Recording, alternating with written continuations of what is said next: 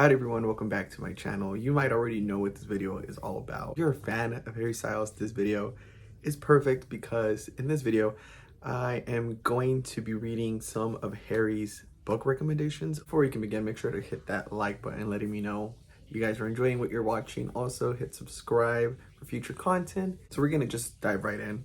The first book I picked up for this is Watermelon Sugar. If it sounds familiar, it's because it does. This actually inspired the song Watermelon Sugar from his second album, Fine Line. It's not as catchy or as captivating as the song, but this was a very interesting read. So this story takes place in the dystopian timeline on a place called Death, which is like kind of weird, you know, because Apple. The sun rises a different color every day. Everything is made out of watermelon sugar, whatever that means. I'm gonna be completely honest with you guys. Halfway through the story, I had no clue what was happening. I really didn't take anything from this story or give it much thought after I was done reading it. It was an interesting read, but it was not something I would definitely pick up ever again or like recommend to anybody. So I gave this book 2 stars out of 5. I know it's probably just not my cup of tea, but British, get a cup of tea.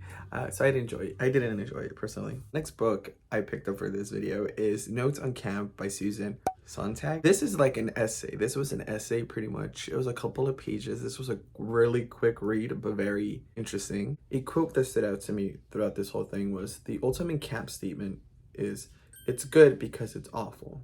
So I found this essay very fascinating while it also being inconsistent. It was very informative and effective. I was left in awe of how the author was able to explain camp to like an outsider. I think she did a brilliant job, and it sounded like a club that you wanted to be part of, if that makes any sense. So this was a quick read, something very, very informative. It wasn't like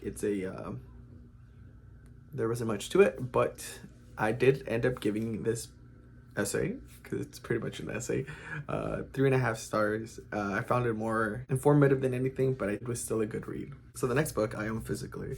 I bought this a while ago at Target, and it still has its sticker on it. So the book is Three Women by Lisa Taddeo. This is a nonfiction book, which is not something I normally read, but it was on my TBR for a very long time, and I'm glad I finally got around to reading it, because if you're gonna be paying like almost 20 bucks for a book, you should be reading it. So this covers the sexual and emotional lives of 3 women. I know, it's right there on the book cover. These women come from different backgrounds and regions of the United States. The thing that I noticed is that this book is very real and vivid. It's frustrating too when you read certain things that these women do, or like choices that they make. It's kind of like upsetting, because you know that the route they're taking is bad for them, and it's like, girl, I was rooting for you. We were all rooting for you, you know? The one thing that I did dislike about this book was how dominant the sex scenes were. It was pretty much like the elephant in the room. Like, it was like sticking out like a sore thumb. But I believe this book was mismarketed because it was advertised as it being feministic. But I noticed one thing that was very constant in this story. Each woman in here, which is all 3 of them, constantly validated herself through a man. I don't know about you, but that's not feministic. Overall, this was something new. This was something new to read. I didn't find it like bad or good. I didn't even hate it, to be honest, yeah, but I also didn't really enjoy it.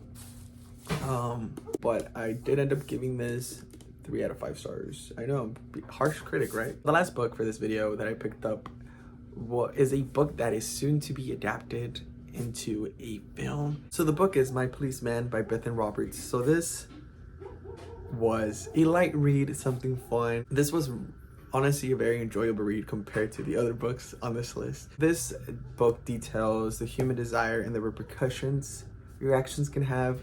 It is about a man named Tom who is gay, but is married to a woman, but is in love with another man. So there's like a love triangle dynamic going on. This also takes place in the 50s, which is when homosexuality is very illegal. It's very frowned upon. So, you know, you're gonna have to get you gotta get a beard, you know what I mean? Harry's gonna be playing Tom, who is like the policeman, and his wife, her name is Marianne, I believe. Most of the story is told through her POV and through Tom's lover, Patrick's POV.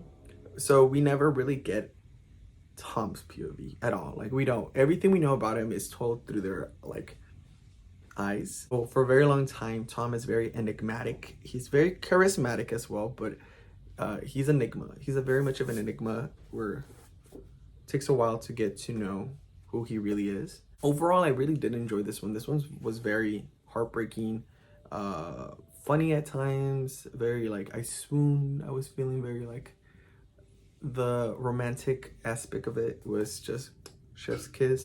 I'm very excited to see how Harry brings Tom to life because the way he's described is just very the script, oh my god, the way they describe this man is like never read something like this before, and I really enjoyed it. Give it 4 out of 5 stars. We broke in the cycle, guys. Finally kicked it up to 4 stars.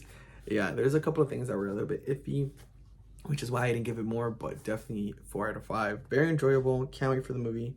Should be done filming by now, so I'm looking forward to that. So thank you so much for watching. Hopefully you enjoyed the video. Make sure to pick up these books if they caught your fancy, if they tickled your pickle or whatever. Other than that, hopefully you guys have a nice day, and I'll see you guys in the next one. Peace and love.